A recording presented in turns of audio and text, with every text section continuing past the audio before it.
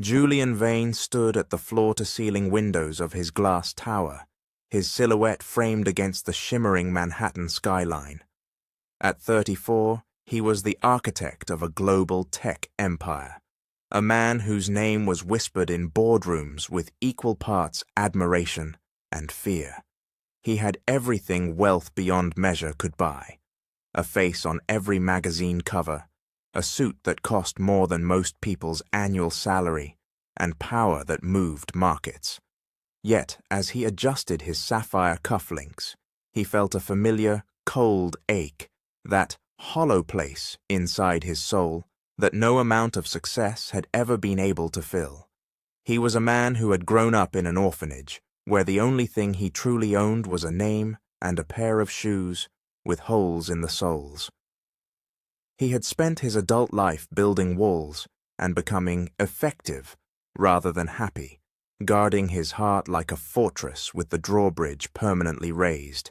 He had conquered every business challenge, but he had never experienced the warmth of being loved just for being himself, rather than for what he could do for others.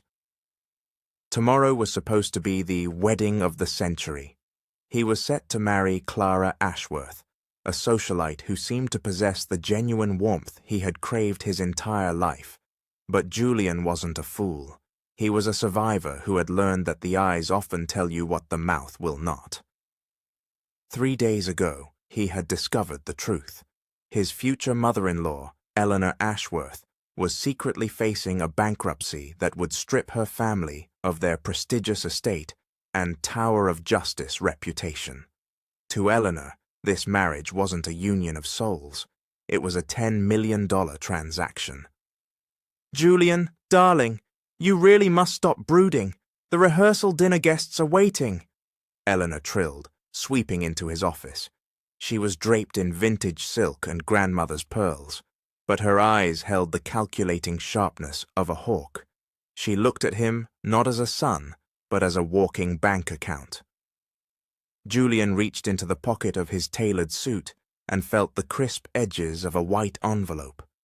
Inside sat a check for exactly $10 million, a wedding gift intended to save the Ashworth legacy and prove his devotion. But the ghost of the boy from the orphanage whispered a warning. Did they love the man who built the empire, or just the empire itself? He remembered the lessons of his past. Status is nothing but packaging, and real value is found in the dirt, not the glitter.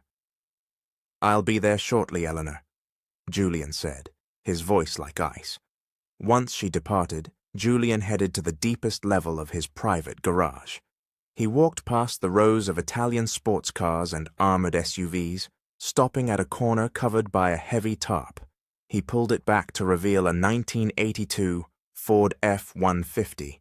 It was a piece of junk to the world, rusted, with peeling blue paint, and a tailpipe that rattled like a bag of nails. It was the only possession his father had left him, a legacy of honest labor. Julian climbed into the cab, the smell of cedar and old oil filling his lungs. He placed the $10 million check on the cracked dashboard. He would arrive at the cathedral in this truck. He would give them the nobody from the orphanage instead of the billionaire.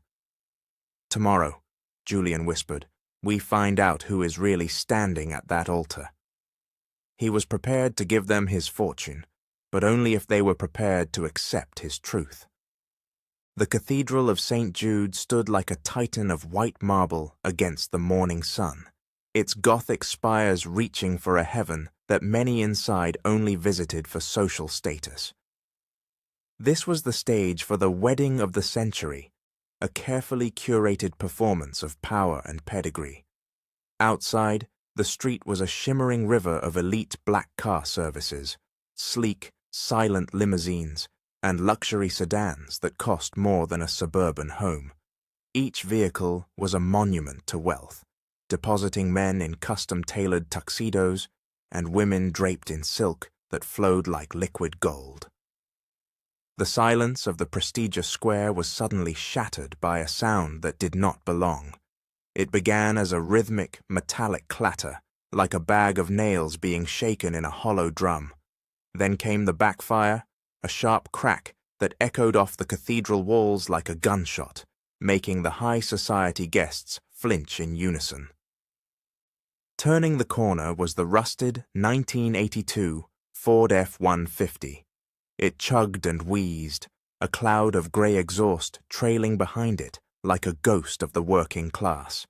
It was a piece of junk in a world of polished chrome, its rusted fenders and peeling blue paint screaming of labor and poverty. Julian steered the rattling beast toward the center of the red carpet, right behind a pristine Rolls-Royce. He could feel the physical weight of the stairs as he pulled to a halt. The elite guests, who had been laughing moments before, now watched with expressions that could have frozen the sun. "Is this some kind of sick joke?" a socialite whispered, her voice dripping with the kind of classist venom Julian had heard his entire life. The snickers and murmurs rose like a tide. "Disgusting. Street trash. Someone should call the authorities." They saw the truck and immediately assigned a 0 value to the driver, proving Julian's theory that perception is reality in their world. Julian turned off the engine, which gave one final, shuddering cough before going silent. He took a deep breath, feeling the $10 million check in his breast pocket, the currency of devotion he was prepared to give, but only if they proved worthy. He stepped out, not in the bespoke tuxedo the press expected, but in a clean, simple suit. He had chosen to look like a nobody, rather than a titan of industry. His face remained a neutral mask, but his eyes, sharp and observant, noted every sneer. He had learned long ago that the eyes tell you what the mouth will not. As he approached the massive oak doors, 2 security guards in gold-braided uniforms stepped forward to block his path. Their faces were set in hard lines of exclusion. "Deliveries are in the alley, pal," one sneered, his lip curling in disgust. "Move this pile of scrap metal before we have it towed at your expense." "I am not here for a delivery," Julian said, his voice a low, steady vibration that usually commanded boardrooms, but now fell on deaf ears. "Yeah, right," the other guard laughed mockingly. "The groom is Julian Vane, one of the richest men in the country. You look like the guy who mops his floors. Get lost before you bring shame to the ceremony." Julian stood his ground, a cold irony settling in his chest. He was experiencing the raw honesty of the elite when the glitter is stripped away. He looked toward the top of the steps and saw Eleanor Ashworth emerging, her face turning a shade of red that signaled the coming storm. He knew then that the real test of character was about to begin. Eleanor Ashworth descended the marble steps of the cathedral like a queen whose throne had been defiled. Her vintage silk gown hissed against the stone, and her face was a shade of crimson that signaled a coming storm. To the elite guests watching from the portico, she was the epitome of grace, but as she reached the bottom of the steps, the mask of high society slipped. She didn't see the man who had built a tech empire. She only saw the blue peeling paint of the 1982 Ford and the man who dared to drive it. "Julian!" she hissed, her voice vibrating with a classist venom that made the nearby bridesmaids flinch. She didn't wait for a greeting. "What is the meaning of this theatrical display of poverty? Have you lost your mind?" She gestured wildly at the truck, which was still emitting a faint, rhythmic tick as the engine cooled. "Get this piece of village trash into the alley immediately. The press are already gathering at the north gate, and I will not have the Ashworth name dragged through the mud because you decided to play working man on your wedding day." Julian stood his ground, his hands folded calmly in front of him. He could feel the $10 million check in his breast pocket, the currency of devotion that was intended to save Eleanor's failing foundation. He watched her carefully, noting the way her eyes darted toward the street, terrified of exposure. He remembered the lessons of his childhood. That perception is reality in this world, and Eleanor was currently drowning in a reality she couldn't control. Eleanor stepped closer, her perfume clashing with the faint scent of motor oil. "You look pathetic," she whispered, her voice a low, jagged blade. "In fact, you smell of old flowers and disappointment, Julian. Do you have any idea how much effort I put into making you appear acceptable to our circle? And you show up looking like the man who mops my floors." Her fear was palpable. She was worried the world would realize the vain fortune was a fabricated lie if the groom arrived in a vehicle that screamed of the orphanage he had worked so hard to escape. She leaned in, her eyes calculating and hungry, even through her rage. "You should be grateful for the honor of marrying into this family," she snapped. "Clara is a diamond, and you are, well, you are lucky we were willing to overlook your shortcomings for the sake of the merger. Now move that pile of scrap metal before I have the guards tow it into the river." Julian didn't argue. He had learned long ago that the eyes tell you what the mouth will not, and Eleanor's eyes were currently reciting a list of every debt she planned to pay with his money. He remained a ghost in the conversation, observing the woman who was supposed to be his mother-in-law. He saw no love, no respect, only a transaction that was failing to meet her aesthetic standards. "I'll move the truck, Eleanor," Julian said, his voice as smooth as the glass of his office tower, yet carrying an unsettling stillness that made her pause. He climbed back into the cab, the cracked leather seat a reminder of where he came from. As he steered the rattling vehicle toward the shadows of the side alley, he felt the hollow place in his chest grow a little colder. The test had begun, and so far, the Ashworth integrity was failing spectacularly. He knew that by the time he reached the altar, he would know exactly what that $10 million check was actually worth. Julian stepped through the massive oak doors of the sanctuary, transitioning from the dim, motor oil-scented shadows of the side alley to the blinding white light of the cathedral's nave. The transition was jarring, a movement from the raw honesty of his father's world into a place of carefully constructed lies, where status was the only currency that didn't devalue. As he moved down the long marble aisle, the silence was heavy, broken only by the rhythmic squeak of his simple shoes that looked like they belonged in a village market rather than a high society wedding. He felt the physical weight of the stairs from the city's elite. To these people, he was an anomaly that had defiled their sacred space of wealth, a specimen to be observed with a mixture of horror and derision. He looked toward the altar, searching for Clara. She was draped in vintage lace and diamonds, standing like a statue of ice.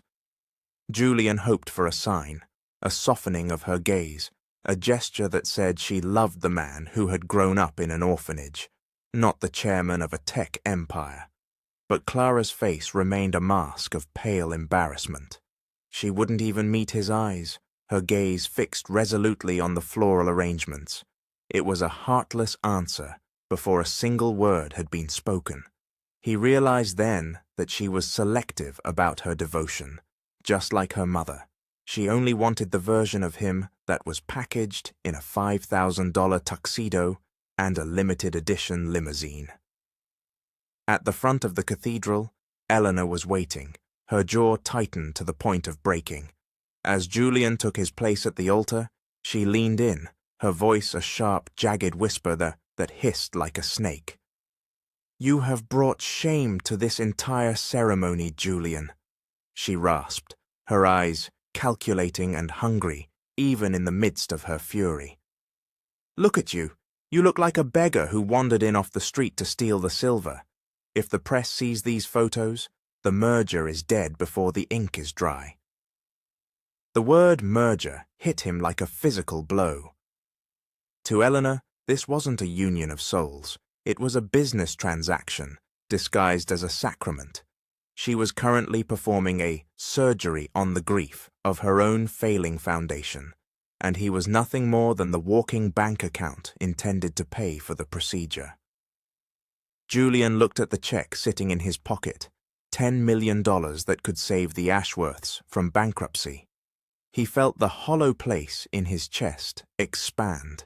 He had spent his adult life trying to be effective rather than happy, building walls and guarding his heart like a fortress with the drawbridge permanently raised.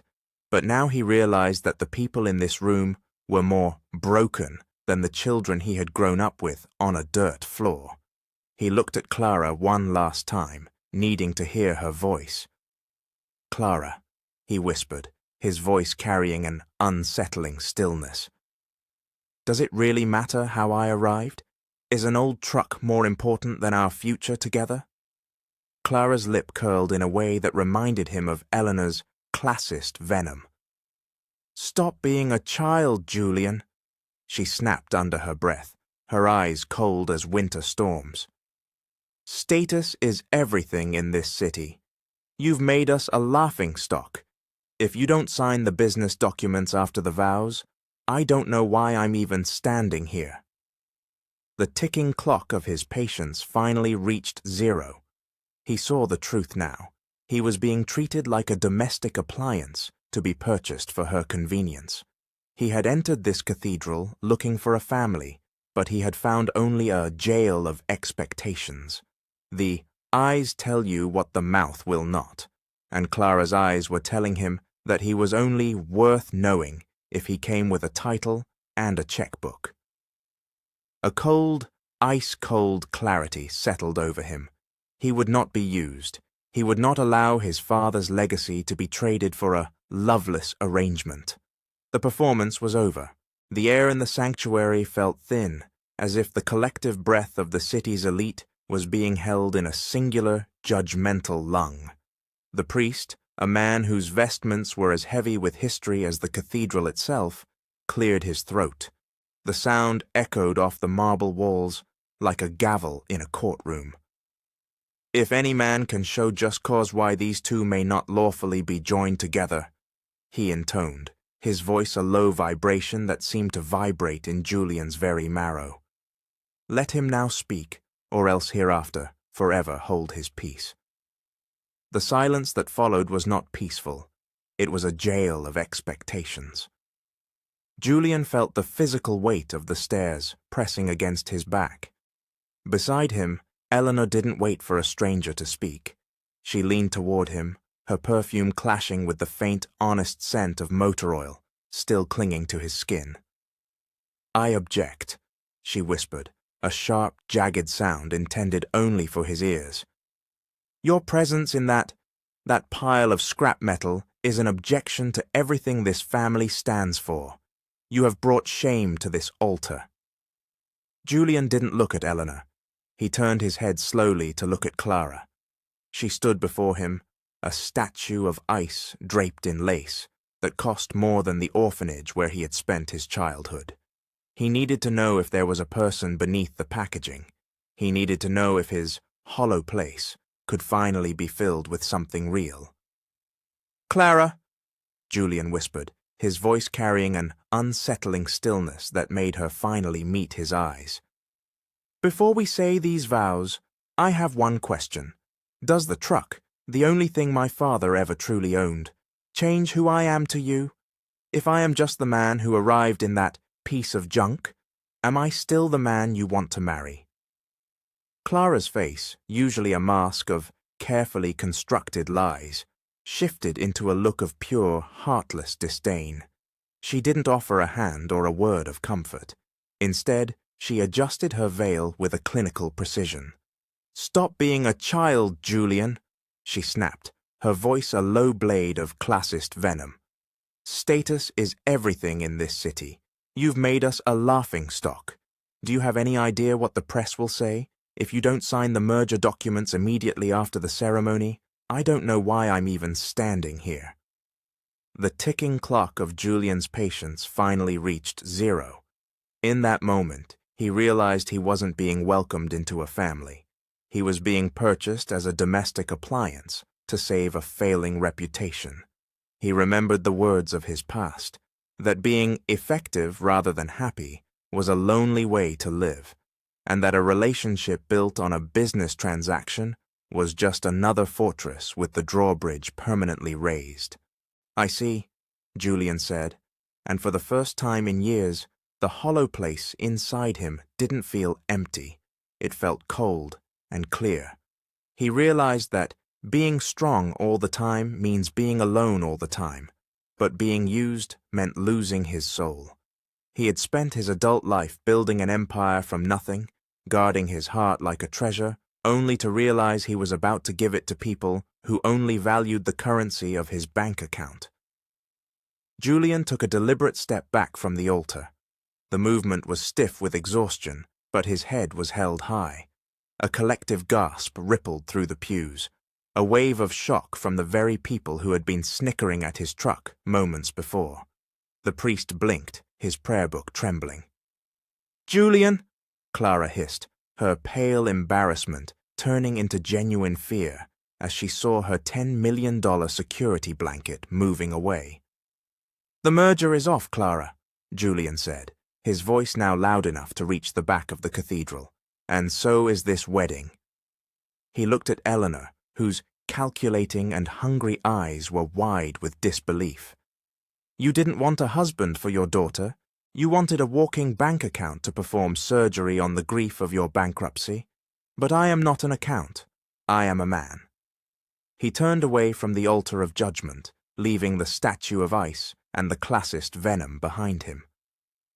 As he walked back down the marble aisle, his simple shoes clicking against the stone, Julian felt a strange new sensation. It wasn't the triumph of a billionaire. It was the raw honesty of a man who had finally chosen himself. He had arrived in a rusty truck, but he was leaving with something far more valuable than a $10 million check.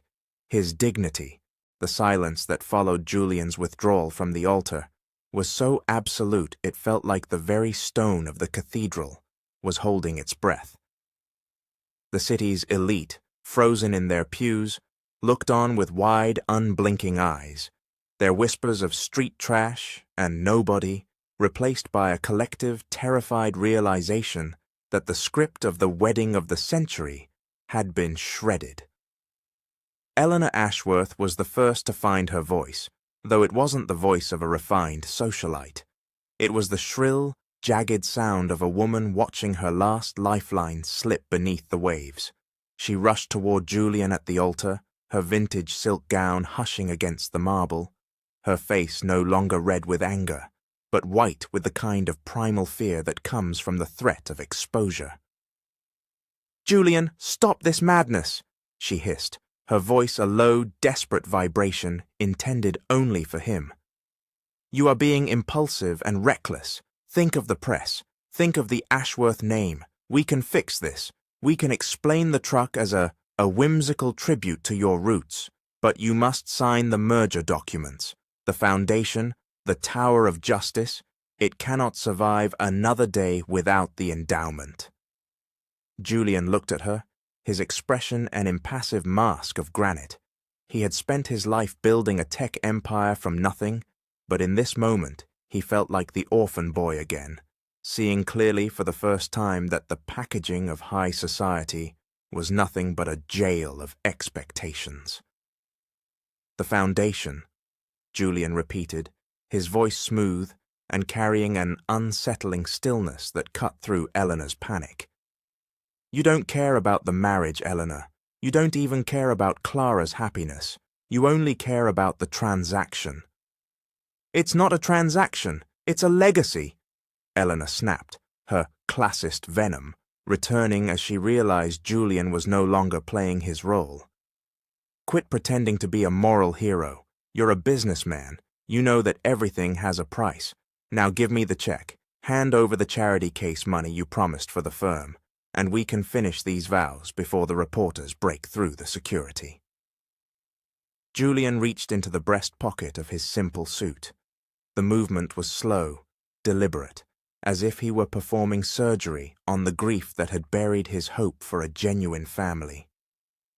He pulled out the white envelope. He could feel the physical weight of every eye in the room, focusing on that small piece of paper. He opened the envelope and held up the check. The numbers were impossibly large. $10 million. It was a monument to wealth, the exact amount needed to perform surgery on the debt that was killing the Ashworth legacy. Eleanor's eyes went wide. They were calculating and hungry, fixed on the paper with a desperation that bordered on the grotesque. She reached out a trembling hand, her fingers twitching as if she could already feel the currency of power between them. "There it is," she whispered, her voice stripped of its pretense. "Give it to me, Julian. Let's save everything." Julian looked at the check, then at Clara, who was still standing like a statue of ice, her face a mask of pale embarrassment, but her eyes darting toward the check with the same greed as her mother. He realized then that the eyes tell you what the mouth will not. They didn't see Julian Vane, the man who had fought his way out of an orphanage. They saw a walking bank account, a domestic appliance to be purchased for their convenience. "You're right, Eleanor," Julian said, his voice ringing through the nave like a bell of truth. "Everything does have a price, but my integrity is not for sale." With a swift, rhythmic motion, Julian gripped the edges of the check. The sound of the paper tearing was sharp, a rhythmic rip that echoed off the Gothic arches like a thunderclap. He didn't stop once. He tore it again and then again, his hands moving with the precision of a man who was dismantling a hollow empire. "No!" Eleanor screamed, lunging forward as if she could catch the pieces in mid-air. But it was too late. Julian opened his hand, and the scraps of paper, the remains of $10 million, fell like snow onto the cold marble floor of the cathedral. The city's elite watched in horrified silence as the wedding gift was reduced to litter. "You didn't want a husband for your daughter," Julian declared, looking Eleanor directly in the eyes. "You wanted a merger. You wanted a lifeline for your bankruptcy. But I have learned that moral integrity is the only currency that never devalues, and I refuse to spend another second in a room where status is more important than the truth." He turned to Clara, whose mask of lace and diamonds now looked like a shroud of lies. "I came here in that truck to see if you could love the nobody I used to be. You proved that you only loved the billionaire I became, and for that reason, Clara, I am leaving this altar a free man." He stepped over the scraps of the $10 million check, his head held high, leaving the Ashworths to drown in the reality they had so carefully tried to hide. The performance was over, and the raw honesty of Julian's new life was just beginning. 3 armored black SUVs screeched to a halt on the plaza outside, their tires smoking against the pavement. The massive oak doors burst open, and a phalanx of security personnel in grey tactical suits marched in, led by a man whose sharp features and tablet computer signaled a different kind of war. "Chairman Vane," Marcus, Julian's chief of staff, said as he reached the altar. He ignored the gasps of the congregation and bowed with a precision that radiated raw honesty and absolute deference. "The acquisition is complete. The documents were filed 3 minutes ago." Eleanor's face shifted from rage to a look of utter bewilderment. "Chairman, Vane, Julian, what is this performance? Who are these people?" Julian adjusted his simple cuffs, his gaze as impassive as a statue of ice. He looked at Eleanor, then at Clara, noting how the eyes tell you what the mouth will not. Clara's eyes were no longer filled with pale embarrassment. They were wide with a terrifying realization that she had just thrown away the most powerful man in the city. "You were so focused on the packaging, Eleanor, that you failed to look at the contents," Julian said, his voice a low, steady vibration that commanded the room. "You spoke of a merger as if my life was a business deal to save your failing investment firm, Ashworth and Sons. But in my world, I don't just sign checks. I solve problems, and your firm was a problem. Marcus tapped his screen. As of 10:42 a.m., Vane Global Holdings has completed a hostile takeover of Ashworth and Sons. You are no longer the CEO, Eleanor. In fact, you are no longer an employee. You've been fired for gross financial mismanagement. Eleanor staggered back, her hand clutching the altar for support. You bought my legacy? I bought your debt, Julian corrected, his tone ice cold. And since you think so little of the working class, you'll find the terms of your severance quite humble. But it doesn't stop there. You see, I grew up in an orphanage with dirt floors, and I learned very young that knowledge shouldn't be caged. I own the land this cathedral sits on. I own the mortgage on the Ashworth family estate. I arrived in my father's truck today to see if there was any integrity left in this house. I found only carefully constructed lies. Clara finally moved, her lace gown rustling as she stepped toward him. Julian, darling, I was confused. The stress of the wedding, the truck. I didn't mean those things. We can still do this. We can start over. She reached for his hand, her face a mask of desperate, selective devotion. Julian stepped back, the movement stiff with exhaustion, from years of being effective rather than happy. He looked at the woman who was supposed to be his wife, and saw only the jail of expectations she represented. You weren't confused, Clara. You were honest. You only wanted the billionaire in the glass tower. You had no room for the boy in the rusty truck, and that boy is the only part of me that matters. He turned his back on the altar of judgment. Marcus, clear the room. I want this building locked. I'm converting the Ashworth estate into a state-of-the-art center for foster children. It's time that land served a purpose beyond vanity. Understood, Chairman, Marcus replied. Julian walked back down the aisle, his simple shoes clicking against the marble. He didn't look at the press, nor the stunned socialites who were now frantically trying to delete their derisive social media posts. He stepped out into the morning air and climbed back into the cab of the 1982 Ford F-150. As he turned the key, the engine gave its familiar, honest rattle. He glanced at the rearview mirror one last time. The wedding of the century was over, but for the first time in his life, the hollow place felt like it was beginning to fill with something far more valuable than status. He steered his rusty spaceship away from the cathedral, leaving the Ashworths to drown in a reality they could no longer control. He was a free man, and his true journey was just beginning. The heavy oak doors of St. Jude's Cathedral swung shut with a finality that echoed like a tombstone settling into place. Outside, the morning air was thick with the flashbulbs of 1,000 paparazzi, their cameras capturing the exact moment the Ashworth legacy began to dissolve. Eleanor Ashworth stood on the marble portico, her crumpled face a mask of pure, unadulterated horror, as she realized that the wedding of the century had just become the scandal of the decade. The city's elite, who only moments ago had been whispering about Julian's piece of junk truck, now turned their cameras and their classist venom toward the woman who had just been publicly fired and disowned by the man she tried to exploit. By 2 p.m., the ticking clock of high society karma had reached its zenith. Marcus, acting with the absolute stillness of a man who moved markets with a single phone call, had executed Julian's orders with surgical precision.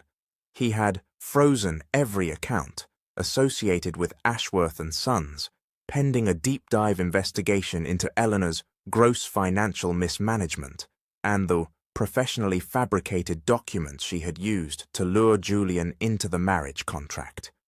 Eleanor and Clara found themselves homeless in high society, standing in their silk and lace, while the very people they had mocked now looked down on them as if they were contagious specimens. The Tower of Justice Foundation was revealed to be a hollow empire of debt, and the socialites who had once begged for an invitation to their estate now deleted their numbers, proving that loyalty in their world was a currency that only paid when you were winning. Julian, meanwhile, had returned to his sleek glass tower overlooking the city. He sat in his private office, the silence a stark contrast to the panicked shouting he had left behind at the cathedral.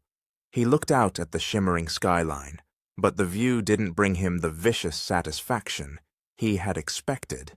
Instead, he felt that familiar, hollow place inside his chest, the one that no amount of success had ever been able to fill.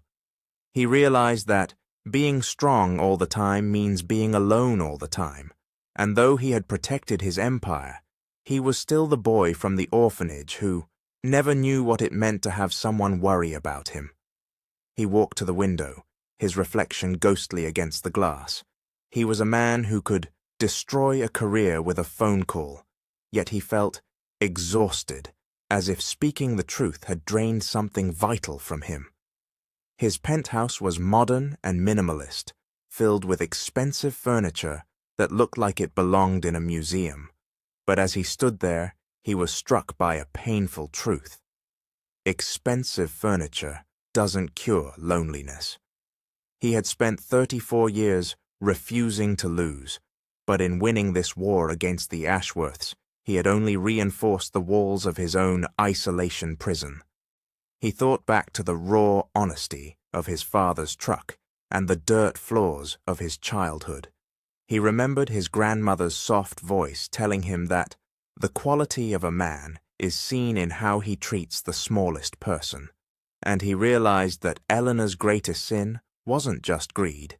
It was the patriarchal entitlement and classist disdain that allowed her to see a human being as nothing more than a domestic appliance or a walking bank account. Julian reached into his desk drawer and pulled out a single photograph, not of a business deal, but of the 1982 Ford F-150. It was a monument to labor in a world of carefully constructed lies. He knew that trust had to be earned, and integrity was the only currency that never devalued. But he also knew that he couldn't keep guarding his heart like a fortress with the drawbridge permanently raised. "Marcus," Julian said into his intercom, his voice carrying an unsettling stillness. "I'm going out. I don't want the SUV. I'm taking the truck." He needed to find a place where people were genuine and intelligent without being boastful, a place where the packaging didn't matter as much as the soul beneath. He was finished with performing a version of himself for people who only wanted access to his wealth. As he headed toward the garage, Julian made a silent promise to the boy he used to be. He would find a belonging and a value that had nothing to do with his bank balance. The fall of the greedy was complete, but the reconstruction of his own heart was just beginning. Julian steered the rattling 1982 Ford F-150 away from the neon lights of Manhattan, heading toward the quiet, dusty outskirts where the carefully constructed lies of high society couldn't reach him. He had discarded his expensive suit jacket in the passenger footwell, rolled up his sleeves, and loosened his tie until he looked less like the chairman of a global empire and more like a weary laborer searching for a sanctuary of silence. His destination wasn't a five-star hotel or a private club. It was a flickering neon sign that read, "The Silver Spire Diner," a place where the floor was made of cracked linoleum instead of polished marble. He pulled into the lot just as the engine gave a final, rhythmic tick and died. Julian sat in the cab for a moment, breathing in the scent of old oil and cedar, feeling the physical weight of the day's events slowly lift. He walked inside, the bell above the door announcing his arrival, with a cheery chime that felt more welcoming than the cathedral's vaulted silence. He sat at the counter, a ghost among the late-night truckers and night shift workers, realizing that in this room perception was reality, and his current reality was that of a man who looked like he had nothing left to lose. A woman approached him, carrying a pot of coffee and a cloth that had seen better days. Her name tag read Sarah. She had calloused hands and eyes that had clearly seen too many winters, yet they held a spark of raw honesty that Julian hadn't encountered in years. She didn't look at his sapphire cufflinks or the cut of his shirt. She only saw the exhaustion that drained something vital from his expression. "You look like you've been through a war, honey," Sarah said, pouring him a cup without asking. "Coffee's on the house if you're planning on telling a story, and $1 if you're just here to brood." Julian felt a strange ripple of comfort. "I think I've had enough stories for one lifetime," he replied, his voice carrying an unsettling stillness that usually commanded boardrooms, but now felt like a confession. Sarah didn't flinch. She treated him with a sincere interest that wasn't a transaction, a stark contrast to the selective devotion he had left at the altar. For 30 minutes they talked about simple things: the coming winter, the best way to brew a pot of tea, and the freedom found in acceptance of a life lived simply. When Julian finally stood to leave and tried to start the truck, the engine refused to turn over. It gave a pathetic wheeze and then went silent. Julian stepped out into the cold night air, popping the hood with a sigh of stiff exhaustion. He was staring at the maze of hoses and wires, feeling powerless and poor, despite the millions in his bank account, when a shadow fell over him. "You're running on a prayer and a loose belt, mister," Sarah said, stepping out of the diner with a heavy toolbox. She had changed out of her apron into grease-stained coveralls. Without waiting for permission, she reached into the engine bay, her movements fluid and quick-thinking. "My dad was a mechanic. He taught me that a person who can't fix their own machine is at the mercy of the world," he saw. As she worked, a small silver locket slipped from beneath her collar. Julian's breath caught. It was a cheap, tarnished thing, but it bore a specific engraving: a small sparrow perched on a branch. "That locket," Julian whispered. "St. Jude's?" Sarah froze, her wrench hovering over a bolt. She looked at him, her expression shifting from calculating to vulnerable. "How do you know that name? That's the orphanage I grew up in. They gave these to the girls when we aged out." "I was in the boys' wing," Julian said, his hollow place finally beginning to fill with a sense of belonging and value. "I remember the sparrow. It was the only thing that gave us hope in the darkness." They stood there in the freezing parking lot, a billionaire and a waitress, connected by a past of dirt floors and unspoken grief. Julian looked at Sarah, really looked at her, and for the first time in his adult life, his lips twitched into a real smile that reached his eyes. He realized that the packaging of his life had been a jail of expectations, and that he had finally found someone who saw the man behind the name. The truck gave a roar of life under Sarah's expert touch, but Julian wasn't ready to drive away just yet. He had found a masterpiece of a connection in the most unlikely of places. Julian sat at the expansive mahogany desk in his glass tower, but the view of the city no longer felt like a monument to his power. Instead, he looked at the legal documents spread before him, the blueprint for a future he hadn't imagined a month ago. The $10 million that was originally intended to be a business transaction, disguised as a wedding gift, was now the seed for a project he had named the Redemption Fund. He had spent his entire adult life building a hollow empire, but after the wedding of the century collapsed, he realized that being strong all the time means being alone all the time. He was finished living in an isolation prison and was ready for the reconstruction of his own heart. He picked up the phone and called Sarah. When she arrived at his office the next morning, she looked at the marble floors and the expensive furniture that looked like it belonged in a museum, with a sense of wary detachment. She wasn't wearing silk or pearls. She wore the same practical clothes he'd seen her in at the diner, carrying herself with a raw honesty that was a stark contrast to the selective devotion of the socialites who usually haunted these halls. "I'm not here for a handout, Julian," she said, her voice steady and carrying that unsettling stillness he had come to admire. He smiled, noticing again that her eyes told him what her mouth would not. She had a fierce and beautiful spirit that was completely unwilling to be diminished by his wealth. "I'm not offering one," Julian replied. "I'm offering a partnership. I've purchased the Silver Spire Diner and the surrounding lots. I don't want to close them. I want to turn them into a community hub, a charity kitchen, a vocational center, and a safe haven for single parents. I need someone quick-thinking and reliable to coordinate the operations. I need someone who knows what it's like to survive on a prayer and a loose belt. I need you." Sarah's lips twitched into a genuine smile, the first one he had seen in this office in years. A billionaire wants to trade his rusty spaceship for a soup kitchen? That's a story I'd like to help write. As they began to review the plans, a commotion erupted in the executive lobby.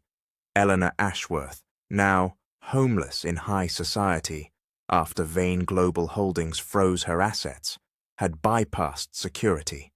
Her face was crumpled and her vintage silk was stained. She looked like a specimen of the very world she once used to exclude others. "Julian, you cannot be serious," she shrieked, looking at Sarah with undisguised contempt. "You've ruined the Ashworth name. My accounts are frozen, and the press is calling me a charity case. I need that check. I deserve it for the honor of our association. You owe me for the embarrassment of that truck."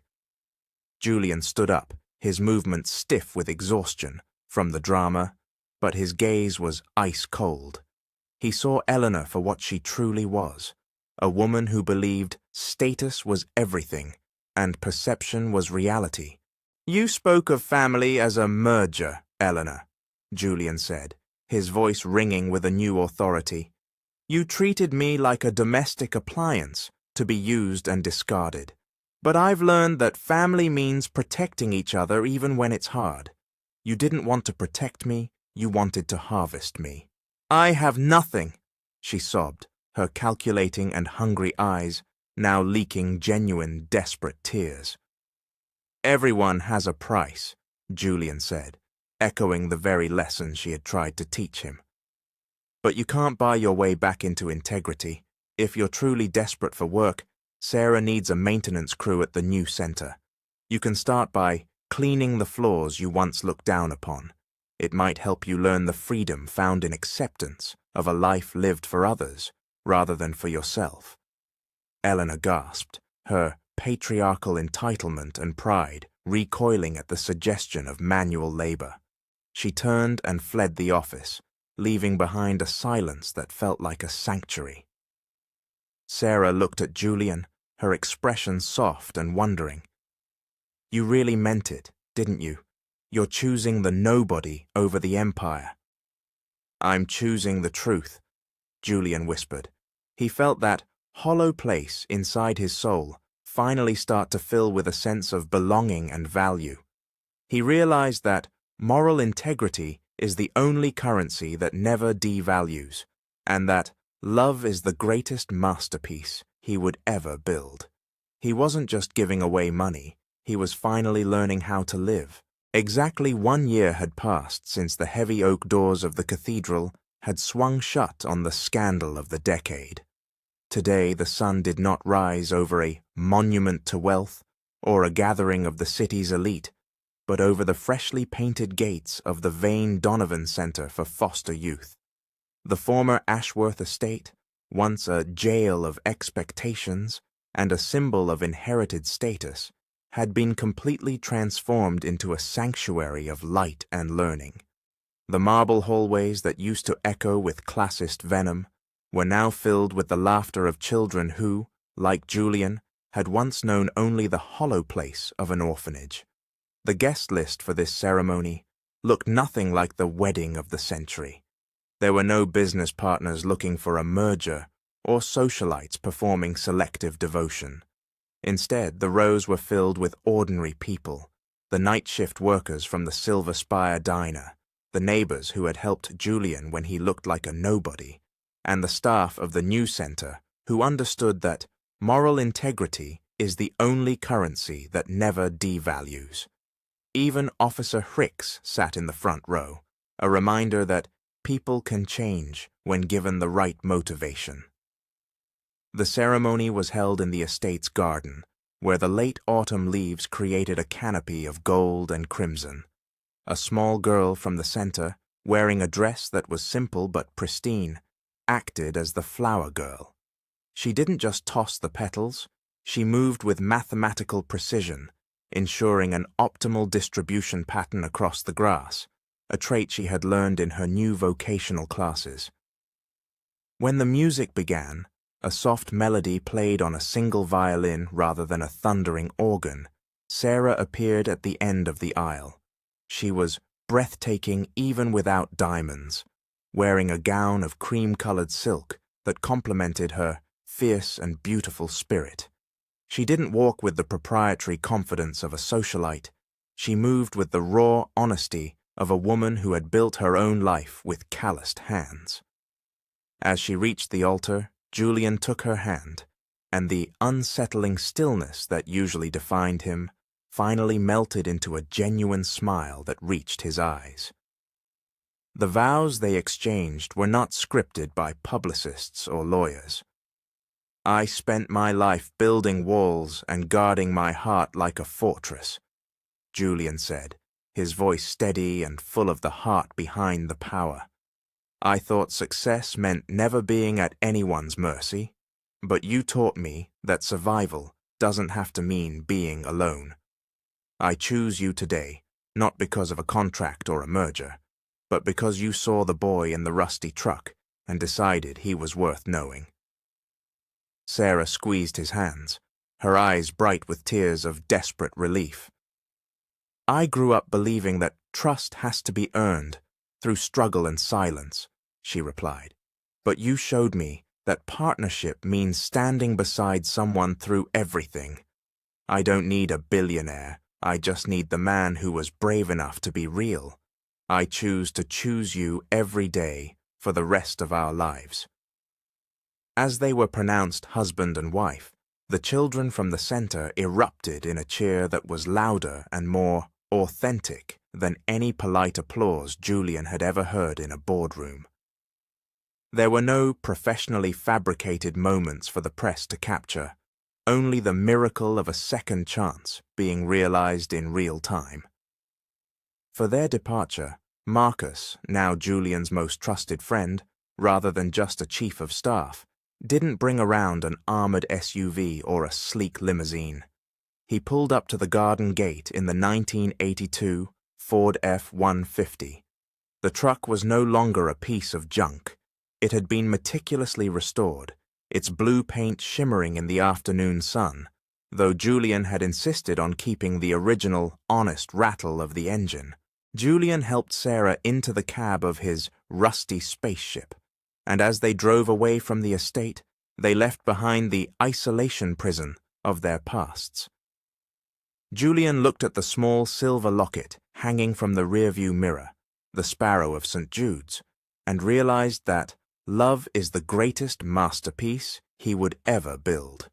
They weren't just driving toward a new home, they were driving toward a future built on the freedom found in acceptance, and the truth that home is a porch where someone found you broken and chose to carry you inside. Julian stood in his new office, which was a far cry from the sterile, glass-walled cage of the tower he had once called his empire. This room was nestled in the heart of the Vane Donovan Center, where the windows didn't just overlook a skyline of cold steel, but a playground filled with the authentic laughter of children who had finally found a sanctuary. On his mahogany desk sat a single framed photograph, not of a corporate merger or a trophy, but of the blue 1982 Ford F-150. It served as a permanent reminder that his true legacy was constructed not on the carefully constructed lies of high society, but on the raw honesty of labor and the courage to be real. He occasionally heard whispers of Eleanor and Clara, who were now experiencing the crushing weight of being homeless in high society. They had learned the hard way that loyalty in their world was a currency that only paid when you were winning, and once the winning stopped, the socialites who had once flattered them deleted their numbers faster than a falling stock price. Stripped of their monument to wealth, they were left to navigate a reality where they were judged by the very standards of zero value they had once imposed on Julian. Julian felt no vicious satisfaction in their fall. He simply understood that regret is all you have left when you treat human beings like domestic appliances to be used and discarded. Beside him, Sarah leaned against the doorframe, her calloused hands a symbol of the life they had built together. She was the one who had finally filled the hollow place inside his soul that no amount of success had ever been able to touch. They were finished performing a version of themselves for a judgmental world. Together, they had proved that love is the greatest masterpiece, and that belonging and value are found in the people you choose to protect, not the things you choose to own. This is Mr. Hope reminding the Hope Nation that first impressions can be wrong, and that status is often just a jail of expectations we build for ourselves and others. We live in a society that often punishes weakness and rewards strength, but Julian Vane's journey teaches us that the bravest thing you can ever do is lower your drawbridge and let someone see the person you really are, the boy in the rusty truck. Moral integrity is the only currency that never devalues, and it is the only thing that will buy you a peace that actually lasts. Do not be afraid to drive your own rusty spaceship through a world of polished chrome if it leads you toward the truth. True success isn't measured in quarterly earnings. It's measured in the smiles instead of fear, and in becoming the person your loved ones deserve.